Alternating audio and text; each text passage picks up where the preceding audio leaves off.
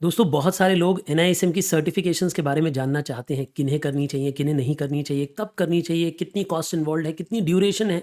बहुत सारी सर्टिफिकेशंस हैं, उनमें से कौन सी करनी चाहिए, किस ऑर्डर में करनी चाहिए, क्या चार्जेस लगते हैं, प्रिपरेशन कैसे करनी है। इस शॉर्ट वीडियो में जल्दी जल्दी सारे पॉइंटर्स के जवाब देने की कोशिश करूंगा। मैं आपका दोस्त सीए नितिन गुरु, स्किल 91 पे एनआईएसएम का एजुकेटर। बहुत सारे हमारे अमेजिंग कोर्सेज skill91.com पे अवेलेबल हैं, आप ज़रूर चेकआउट कर सकते हैं। आइए बात करते हैं कि ये एनआईएसएम है क्या। दोस्तों NISM national institute of securities market, जो इसकी फुल फॉर्म है, ये सेबी की एक एजुकेशनल विंग है। हाँ जी, वही जो पूरे भारत की स्टॉक एक्सचेंज को कंट्रोल करता है, उसी सेबी की एक एजुकेशनल इनिशिएटिव है, उसी की कैपेसिटी बिल्डिंग इनिशिएटिव है। यानी कि भारत में आप जानते हैं कि सिक्योरिटी मार्केट ग्रो कर रहा है, सिक्योरिटीज़, म्यूचुअल फंड्स, सब कुछ तेज़ी पे हैं और बहुत सारे लोग इसमें इन्वेस्ट कर रहे हैं। तो जितने ज़्यादा से ज़्यादा लोग इसमें इन्वेस्ट कर रहे हैं, उतने ज़्यादा से ज़्यादा लोगों की ज़रूरत है इस मार्केट में, पढ़े लिखे लोगों की, जो समझदार हों, जिन्हें ये सब कुछ समझ आता हो, जिनके पास नेशनल सर्टिफिकेशन हो सेबी की, जो इस मार्केट में काम कर सकें। तो उन्हीं के लिए सेबी अपने एग्ज़ाम्स कंडक्ट करता है एनआईएसएम के थ्रू। तो ये तो आपको समझ आ गया मोटे मोटे तौर पे कि एनआईएसएम एक एजुकेशनल विंग है जो कि एग्ज़ाम्स कंडक्ट करती है। यानी कि इस एग्ज़ाम के लिए आप, इसमें बहुत सारी सर्टिफिकेशन है, 20-25 सर्टिफिकेशन है इनकी। सारी करने की ज़रूरत नहीं है, जिस एरिया में आप स्पेशलाइज करना चाहते हैं वो वाली स्पेशलाइजेशन 2-3-4 कोर्सेज आपको करने चाहिए। कोर्सेज बहुत रीजनेबली प्राइस्ड है। मैं आइए दिखाता हूँ एक एक करके एनआईएसएम के एग्जामिनेशंस के बारे में। जैसे आप ये देखेंगे एनआईएसएम के पूरे एग्ज़ाम्स की एक लिस्ट है। कुल मिला के लगभग 29 के आसपास इनके एग्ज़ाम्स हैं। मैं ये नहीं सजेस्ट करता कि सारे के सारे आपको करने चाहिए, इनमें से 4-5 सर्टिफिकेशंस आपको करनी चाहिए as per your own interest. अगर आप फाइनेंस में इंटरेस्ट रखते हैं तो आपको ज़रूर आपकी फाइनेंस की स्टडी का जो पहला कदम है, जो स्टेपिंग स्टोन है, it should be NISM certifications. हम लोग एनआईएसएम की सर्टिफिकेशंस के लिए आप लोगों को पढ़ाते हैं। हमारी वेबसाइट है skill91.com, आप वेबसाइट विजिट करें। हमारे बहुत अमेजिंग स्किल बिल्डिंग कोर्सेज हैं, ना केवल एनआईएसएम के, जबकि एक्सेल के और अन्य स्किल बिल्डिंग कोर्सेज भी अवेलेबल हैं। आप उन्हें ज़रूर चेकआउट कर सकते हैं। The prices are pretty reasonable. और इसके साथ भी एक सेल का कोड ऑन है, OVER, ओवर कोड अप्लाई करने से इन प्राइजेस से भी 20% आपको फर्दर ऑफ मिल जाएगा। ज़रूर आप ट्राई करिएगा। आइए बात करते हैं कि मुझे अगर सर्टिफिकेशन करनी है सर तो किस ऑर्डर में करूं। देखिए, अगर आपको सर्टिफिकेशन करनी है तो मेरे हिसाब से आपको सबसे पहले इक्विटी डेरिवेटिव की सर्टिफिकेशन करनी चाहिए। उसके बाद आपको म्यूचुअल फंड की टेस्ट देना चाहिए। उसके बाद रिसर्च एनालिस्ट का टेस्ट देना चाहिए। और आगे जाना चाहो, आप लोगों को इन्वेस्टमेंट पे गाइडेंस देना चाहते हो, इन्वेस्टमेंट के बारे में समझाना चाहते हो, इन्वेस्टमेंट एडवाइज़र बनना चाहते हो, तो फिर इन्वेस्टमेंट एडवाइज़र के कोर्सेज भी आप कर सकते हो।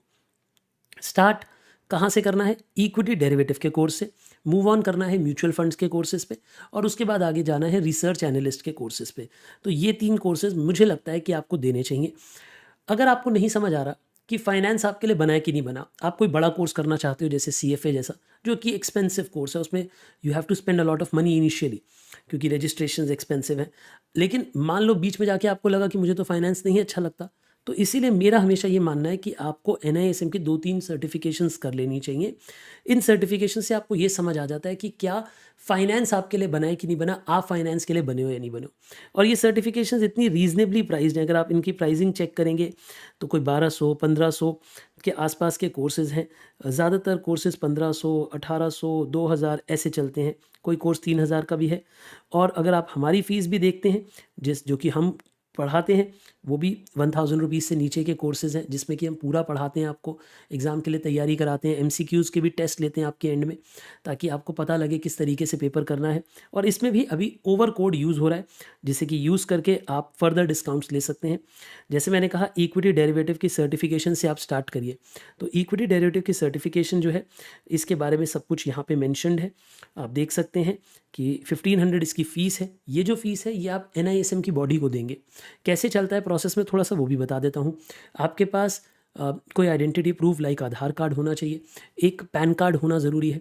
आप आधार पैन की हेल्प से वेबसाइट पे अपना रजिस्ट्रेशन करते हैं, अपना लॉगिन बनाते हैं। वो 1-2 दिन में आपके लॉगिन को अप्रूव कर देते हैं कि जी, हमने आपके डॉक्यूमेंट्स चेक कर दिए हैं, आपका पैन कार्ड वैलिड है, अब आप एग्ज़ाम देने के लिए तैयारी कर सकते हो। उसके बाद आपने, जैसे मान लेते हैं कि आपने इक्विटी डेरिवेटिव की सर्टिफिकेशन से स्टार्ट करने का सोचा, आप हमारी क्लासेस लेके पढ़ना स्टार्ट कर सकते हैं। हम आपको शॉर्ट नोट्स भी देते हैं, एंड में एमसीक्यूज़ के कुछ सेशंस भी हैं, एमसीक्यू के प्रैक्टिस बहुत सारे टेस्ट दे रखे हैं जिनके बेसिस पे बनकर ऑलमोस्ट एग्ज़ाम कैसा आता है आपको ये समझ आ जाता है कि एमसीक्यू के बेसिस पे क्वेश्चन कैसे पूछे जाते हैं, आप उस पर तैयारी करें। अब आप मुझसे एक सवाल पूछेंगे कि ड्यूरेशन कितनी लगती है। यूजुअली जो हज़ारों बच्चे हमारे पास पढ़े हैं NISM की सर्टिफिकेशंस, मैं आपको ये बताना चाहूँगा कि ऑलमोस्ट सभी बच्चों की एवरेज 3 वीक्स के आसपास होती है एक सर्टिफिकेशन की टाइमिंग। यानी अगर आप आज पढ़ना स्टार्ट करते हैं तो 3 हफ्ते के अंदर अंदर आप एक सर्टिफिकेशन का एग्ज़ाम दे सकते हैं। यूजुअली बच्चे एग्ज़ाम और रिजल्ट के बीच में 2 या 3 सर्टिफिकेशंस कर लेते हैं। पहली सर्टिफिकेशन में थोड़ा सा समय लगता है क्योंकि प्रोसेस समझ आ रहा होता है उन्हें, उसके बाद वो 15-15 दिन में भी सर्टिफिकेशंस अपनी कंप्लीट करते हैं। सवाल उठता है कि हमें करनी भी चाहिए कि नहीं। देखिए, अगर आप फाइनेंस में अपने इंटरेस्ट को जानना चाहते हैं तो डेफिनेटली आपका बिगिनिंग पॉइंट जो मेरे हिसाब से होना चाहिए वो NISM की सर्टिफिकेशन ही होनी चाहिए। इट इज़ रीजनेबली प्राइस्ड, और प्लस जो सर्टिफिकेशन है वो कोई ऐसा नहीं है कि मैं या कोई और इंसान आपको लिख के दे रहा है। वो सर्टिफिकेशन सीधा सेबी की एजुकेशनल विंग यानी NISM से आ रही है। उस सर्टिफिकेट के ऊपर सेबी का नाम मेंशन्ड है कि उनकी एजुकेशनल विंग आपको सर्टिफाई कर रही है कि आपने ये पढ़ाई करी है, तो डेफिनेटली आपके CV में ऐड होता है। अगर आप कोई ऐसे लोग हैं इस वक्त व्यूअर्स जो बैंक्स में जॉब करना चाहते हैं, जो अलग अलग जो स्टॉक ब्रोकिंग फर्म्स हैं उनके पास काम करना चाहते हैं, तो उनकी तो रिक्वायरमेंट्स होती हैं।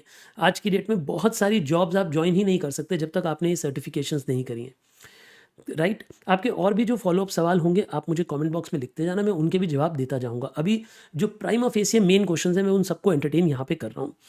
जैसे इस एग्ज़ाम की अगर हम बात करें, 2 घंटे का एग्ज़ाम है, 100 क्वेश्चन होंगे, हाईएस्ट मार्क्स 100 है, 60 मार्क्स पासिंग है, और जो सर्टिफिकेट की वैलिडिटी है वो 3 साल है। अब आप मुझसे पूछेंगे यानी 3 साल बाद दोबारा एग्जाम देना पड़ेगा? नहीं, 3 साल बाद 1 डे की वर्कशॉप होती है। अगर आप वर्कशॉप अटेंड कर लेते हैं, देखिए क्योंकि 3 साल में जो चेंजेस आए होंगे, इंस्टीट्यूट चाहता है, NISM चाहता है कि वो आपको पता हो, तो 3 साल के बाद आप 1 डे की वर्कशॉप अटेंड करके उन चेंजेस को पढ़कर समझकर अपनी सर्टिफिकेशन को अगले 3 साल के लिए वैलिडेट करा सकते हैं।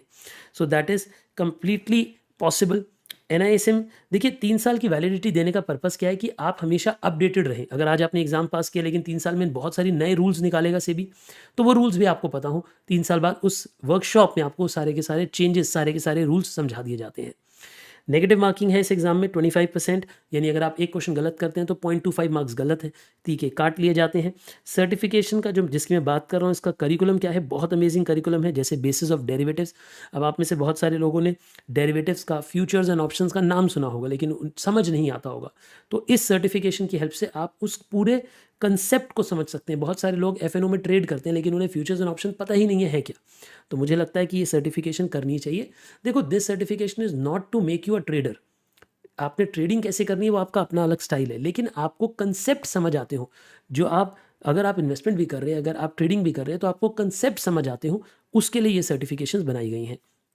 अगर आप म्यूचुअल फंड डिस्ट्रीब्यूटर बनना चाहते हैं तो म्यूचुअल फंड डिस्ट्रीब्यूटर का कोर्स करना कंपलसरी है, उसके बिना आप म्यूचुअल फंड डिस्ट्रीब्यूट नहीं कर सकते, सेल नहीं कर सकते।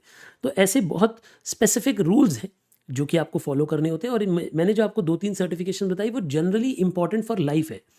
जैसे डेरिवेटिव्स के बारे में समझना, इंडेक्स के बारे में समझना, फॉरवर्ड्स, फ्यूचर्स के बारे में, ऑप्शंस के बारे में, स्ट्रैटेजीज के बारे में समझना, ट्रेडिंग मैकेनिज्म, क्लियरिंग हाउस कैसे सेटलमेंट करता है, लीगल एंड रेगुलेटरी एनवायरनमेंट कैसा है FNO वर्ल्ड में भारत के लिए, अकाउंटिंग और टैक्सेशन कैसी है, सेल्स प्रैक्टिसेस कैसी है, इन्वेस्टमेंट प्रोटेक्शन सर्विसेज क्या क्या अवेलेबल है, ये सारी बातें आपको ये पर्टिकुलर करिकुलम बताता है। ऐसे बहुत सारी अमेजिंग और भी सर्टिफिकेशंस हैं जिनको आप लाभ उठा सकते हैं, जिनके बारे में आप पढ़ सकते हैं। हमारी वेबसाइट पे आपको क्लू मिल सकता है कि कौन कौन सी सर्टिफिकेशंस आपको करनी चाहिए। मैं फिर से बता देता हूँ, मेरे हिसाब से सबसे पहले इक्विटी डेरिवेटिव, उसके बाद आपको म्यूचुअल फंड करना चाहिए, तीसरा आपको रिसर्च एनालिस्ट करना चाहिए, और फिर अगर आप चाहें तो इन्वेस्टमेंट एडवाइज़र भी कर सकते हैं, but that is for specialized people जो आगे इन्वेस्टमेंट पे एडवाइस देना चाहते हैं।